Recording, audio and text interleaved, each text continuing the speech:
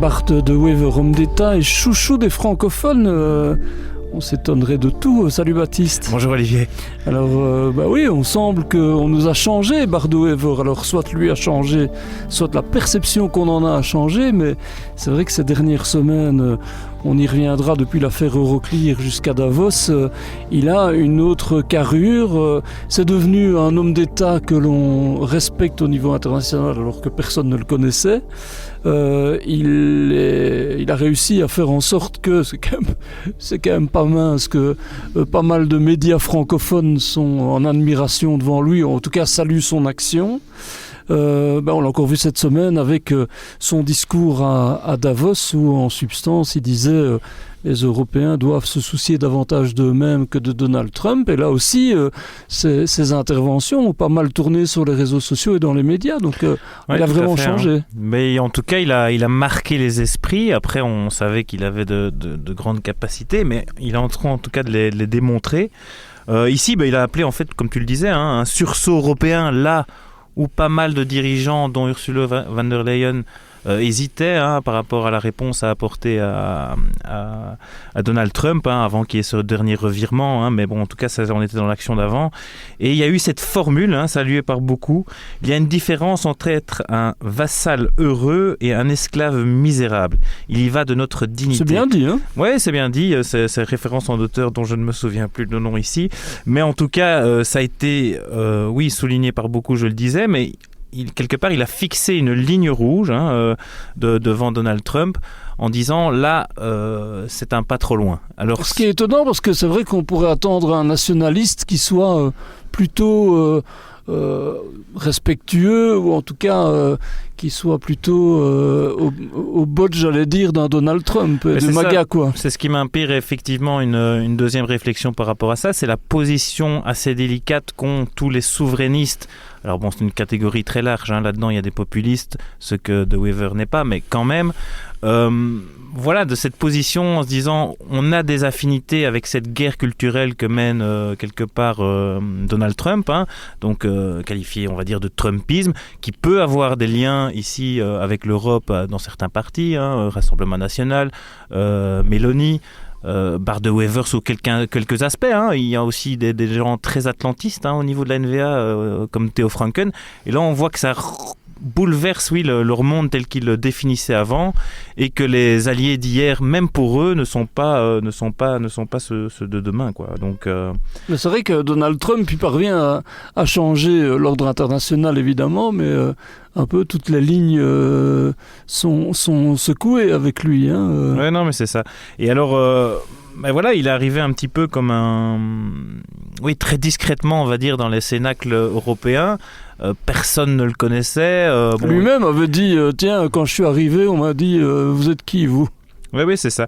Et donc, quelque part, je me souviens qu'il y avait une première conférence de presse où il avait fait rire un peu toute la presse spécialisée européenne. Donc voilà, il avait déjà un peu marqué les esprits, mais en faisant sourire. Et là, on voit vraiment qu'il a une réputation, quoi. Il a tellement une réputation que certains, alors c'est pas encore en haut lieu et on n'est pas encore à la répartition des postes, mais enfin certains disent qu'il ferait même un bon successeur à Ursula von der Leyen, quelque part celui qui incarne une Europe un peu digne, forte. C'est une Europe un peu molle. Voilà, dans un monde qui est secoué. C'est clair qu'il prend de l'assurance, que l'affaire Euroclear, on en reparlera, lui a donné quelque part une carrure nouvelle. C'est le cas aussi dans un autre domaine dont on parle moins, c'est-à-dire que c'est quand même un moment aussi où l'Europe doit se réinventer sur le plan de sa compétitivité, on ne cesse de le dire, par rapport aux industries, aux entreprises au sens large. Et on sait qu'Anvers, sa ville, a marqué un moment important. C'était il y a 2 ans, quand il y a eu la déclaration d'Anvers, où il y avait, au départ, il y avait quelques dizaines, et puis il y a eu plus de 100 c'était une réussite, CEO qui ont appelé à des mesures au niveau européen pour la compétitivité. Et en fait, Bardo-Wever aujourd'hui est à l'initiative dans ce domaine-là. C'est lui, alors pas tout seul évidemment, mais en tout cas qui a incité la convocation d'un sommet européen le 12 février. Il y a un sommet européen d'urgence cette semaine, mais là c'est un sommet européen d'une autre nature qui aura lieu, tiens, dans un château en Belgique. Ça fait penser aux années de Han quand ils s'enfermaient pendant des heures pour trouver des solutions. Et là, l'idée, c'est de mettre en place un plan d'action pour enfin concrétiser une série de choses qui sont sur la table, notamment les rapports Draghi, le rapport Letta, etc. Et en tout cas, les contacts que j'ai eus avec des entrepreneurs, CEO, industrie et autres ces derniers jours me font penser qu'il y a une grosse attente à ce niveau-là, et c'est de Wever qui est à la manœuvre. Donc c'est un autre exemple dont on parle moins, mais le premier, tu veux en parler, c'est celui qui a jeté la lumière sur lui, c'était à la fin de l'année. Oui, c'est ça, au niveau international, mais c'est là qu'il a convaincu quelque part les cœurs, je vais peut-être un petit peu avec loin. Avec le Ferrero-Rocher. Mais avec le Ferrero-Rocher, il s'est emparé aussi des cœurs belges, voire belges francophones. Parce que quel que soit finalement... Ça franchement, je l'aurais jamais imaginé. Non, finalement, quelle que soit sa couleur politique ou sa langue, tout simplement, les Belges ont senti qu'il y avait quelque chose de fondamental qui se jouait là, quoi. Qui défendait le pays, quoi. Qui défendait le pays, mais allez, au-delà de ça, les gens, il a pu expliquer, alors je ne sais pas si c'est lui ou alors aussi la CEO d'Euroclear qui a exprimé les choses assez clairement, mais que là, on ne jouait pas avec... on jouait pas aux billes, quoi. On jouait clairement avec des allumettes, et que l'enjeu est... On parlait d'un tiers du PIB à l'époque, je me souviens, un tiers du PIB belge qui était en avoir gelé. Pour rappel, c'était l'idée de mobiliser l'argent qui est gelé, l'argent russe qui est mobilisé chez Euroclear, mais qui est gelé dans le cadre du conflit ukrainien, de faire en sorte que cet argent serve à financer militairement l'Ukraine. Oui, c'est ça. Et alors là, au niveau européen, vraiment, il a été auteur d'une masterclass, parce que qu'est-ce qu'il a fait très concrètement ? C'est qu'il a retourné le Conseil européen contre l'Allemagne. L'Allemagne est un pays qu'il vénère entre guillemets. On sait parle très bien la langue d'ailleurs. Voilà, il parle bien la langue. C'est un système économique évidemment qu'il prend en exemple, même au niveau politique, au niveau des conservateurs là-bas. Donc vraiment, c'est pas rien, lui de sa part, qui n'est pas pro-belge, qui en plus va contre l'un de ses idoles. Bon, je vais peut-être un peu loin, mais voilà, c'était vraiment quelque chose d'important.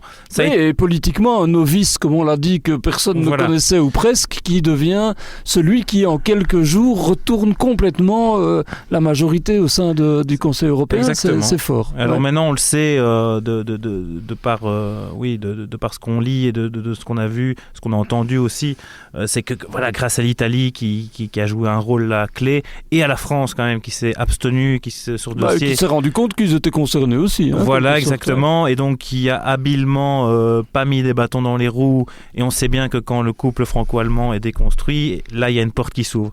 Et donc là c'est vraiment... Voilà, la Bardo-Wever a créé une réputation européenne, parfois dans le mauvais sens, on l'évoquera, mais du côté belge, là, il a crevé l'écran, quoi, ça c'est clair. Là, tout le monde était unanime, c'est vrai que je me rappelle que les éditoriaux des journaux, les académiques, Bruno Coleman n'avait pas de mots assez forts pour dire combien il trouvait l'action de Bardo-Wever saluable, donc c'est quelque chose de nouveau. C'est vrai que tous ces gens-là étaient plutôt dans l'esprit de le conspuer avant ça. Moi, j'avais à l'époque, mais peut-être à tort, mais en tout cas j'avais mis un petit bémol, on en avait d'ailleurs parlé ici si je ne m'abuse dans un podcast, c'est qu'il y avait deux choses qui me chiffonnaient un peu. La première, c'est que la solution finalement qui a été trouvée, qui était un prêt, comme ça a été déjà le cas, mais enfin de manière assez novatrice quand même, un prêt européen pour financer les 90 milliards à destination de l'Ukraine au lieu de la mobilisation des avoirs gelés, elle a été approuvée mais pas une majorité. Il y a 3 pays qui se sont opposés. Et donc ça veut dire 2 choses. Ça veut dire d'une part qu'il y a une forme de désunion sur le sujet au niveau européen, même si on sait qu'on avance à des vitesses variées aujourd'hui. Et l'autre chose qui me chiffonnait, c'était que malgré tout, du coup, c'est plus l'agresseur qui payait, c'est le citoyen européen. Donc en d'autres termes, cet argent-là, on le reverra sans doute jamais, et c'est toi et moi qui vont le payer. Et la dernière chose qui me chiffonnait un peu à l'époque, c'est que l'air de rien, Bardo-Wever, alors il y avait un risque certainement, mais Bardo-Wever avait un peu canné contre les pressions et les menaces de Moscou. Ça me dérangeait un peu dans un conflit comme celui-là, même si je sais que je serais critiqué en disant ça. Non, mais c'est vrai que le dernier qui a dit ça, c'est un journaliste de Politico qui s'est fait retourner dans la salle d'une manière assez magistrale par Bardo-Wever. C'est vrai qu'ils avaient titré Politico sur le fait que ils y avaient été forts. Que Bardo-Wever avait un prisme pro-russe, ce que je n'ai pas dit moi. Prisme pro-russe et que De Wever et la Belgique étaient le dernier asset de Poutine. Donc ils avaient été quand même beaucoup trop loin dans leur analyse, alors poussés par la commission ou pas, c'est pas le débat ici. En fait, tout le monde, enfin je parle des Belges, dans une grande majorité, se sont rendus compte en fait qu'on n'avait pas le choix. Et s'il faut dire que la Belgique toute seule face à la Russie ne fait pas le poids, je pense qu'on peut tous le dire ici. Voilà, après... C'est-à-dire que la question c'était est-ce qu'il y a une solidarité européenne ou pas ? Et la solidarité européenne, alors lui disait qu'elle n'était pas là. Moi je pense qu'elle est inhérente au projet européen. C'est en ce sens-là que je trouvais qu'il y avait un peu une manière de je ne vais pas dire de se retirer du projet européen, parce que c'est évidemment excessif, mais d'en nier la solidarité contre vent et marée. Voilà. Ouais, non, tout à fait. Après, oui, comme tu l'as dit, on sait qu'on va vers une Europe à plusieurs vitesses et que tout le monde n'a pas totalement la même appréciation de la guerre en Ukraine. Ça, on le sait bien que les pays de l'Est sont beaucoup plus concernés que ne le peuvent être certains pays. Et voilà, on a vu que la ligne...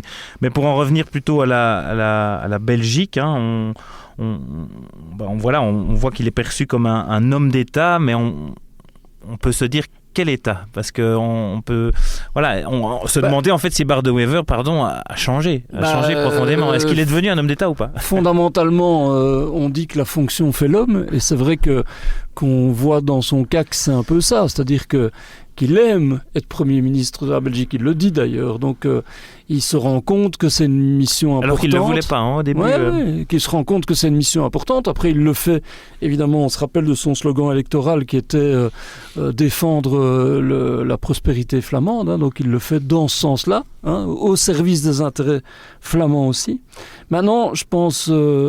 que Bardo-Wever n'a pas fondamentalement changé. D'ailleurs, il a donné quelques interviews tonitruantes aux Pays-Bas, rappelle-toi, où sur le fond de sa pensée. Voilà, où il défendait même un rattachement, ou en tout cas une alliance avec les Pays-Bas, un peu une vision orangiste du passé. Donc il y a encore ce côté romantique néerlandophone flamand qui reste bien présent en lui, mais pas révolutionnaire. On sait qu'il a d'ailleurs annoncé qu'il ne ferait jamais d'alliance avec le Vlaams Belang, donc il y a un côté où lui veut rester dans les clous institutionnels et dans la règle du droit, j'allais dire, ce qui est d'ailleurs ce qui exprime aussi contre Donald Trump.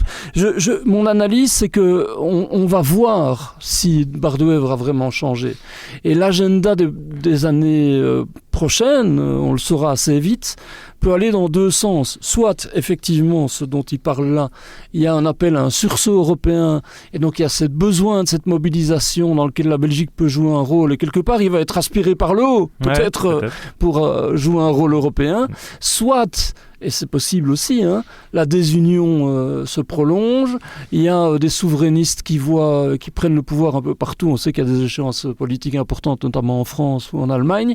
Est-ce que dans ce cas-là, est-ce que lui pourrait rentrer dans sa coquille, retrouver des élans et des accents nationalistes ? Ce n'est pas exclu, d'autant plus que le contexte belge va pouvoir influencer à ce sujet-là aussi. C'est effectivement un scénario qu'on ne peut pas exclure, voire même qui est sans doute peut-être probable, dans le sens où on sait bien que le budget, malgré qu'on atteigne les nouveaux objectifs européens, c'est-à-dire pas les critères de 3%, mais en tout cas en termes de réduction de dépenses, on sent bien que, enfin toutes les grandes institutions le montrent, hein, c'est que pour l'instant le déficit est réduit, mais pas du tout de manière assez significative, voire pourrait commencer de nouveau à augmenter avec ces fameuses dépenses militaires. Lui a toujours dit, voilà, c'est un travail sur 2 législatures, mais s'il commence à avoir des cassures dans cette législature, ou que certains partis tout simplement ne sont pas reconduits et qu'on voit une émergence du PS, comme on le voit dans les sondages pour le moment, parce qu'évidemment il y a plein de dossiers où ils peuvent s'opposer, et avec beaucoup d'efficacité, hein, d'ailleurs, il faut le reconnaître. Et là, s'il n'a pas cette possibilité de faire ça sur 2 législatures, la campagne électorale qui arrive, elle est vite dessinée. Il dira, voilà, malgré tous mes efforts, malgré toutes les réformes que l'on a pu faire, on doit aller plus loin. Donc on voit que cet État ne fonctionne pas parce qu'on ne me permet pas d'aller plus loin. Et là, on a le classique... jamais perdant. Ce qui est sûr, c'est que la réforme de l'État pourrait revenir dans le discours, hein, ça c'est une évidence, à la fois parce que on le voit maintenant, à un moment peut-être qu'il faudra simplifier l'État, réduire les structures, avoir davantage de cohérence, et là forcément il n'y a pas photo, peut-être qu'il faudra toucher aux institutions.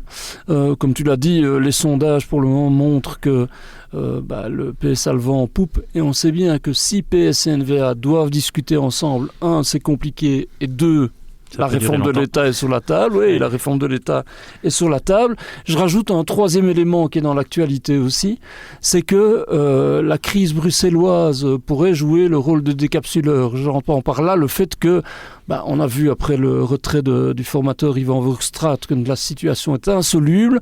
Il y a plein de trucs qui circulent, mais enfin globalement dans les formules arithmétiques et politiques, on sent qu'on est nulle part et que ça va être compliqué.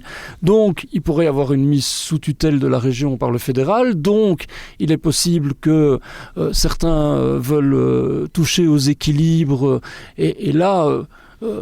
on sait que souvent ça commence comme ça, qu'une réforme de l'État et des sursauts nationalistes ou des oppositions, elles viennent de ça, et donc on pourrait très bien avoir une région qui est en demande budgétairement, financièrement, et que ça ouvre la boîte de Pandore institutionnelle. Je rappelle qu'un des éléments de discorde importants de la crise bruxelloise, au départ, c'est que le PS refusait de parler avec la NVA. Oui, ouais. Tout à fait, donc on en revient à chaque fois...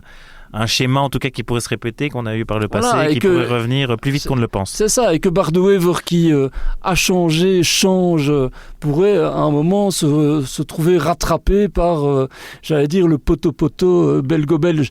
Mais je pense quand même qu'il a pris une autre stature, et que si ça devait arriver, c'est peut-être plus lui qui porterait ça. Je pense que lui, il a maintenant des étoiles européennes, il a des étoiles européennes dans les yeux, et il aura envie d'un autre destin. Merci Olivier en tout cas. Merci Baptiste. À la semaine prochaine.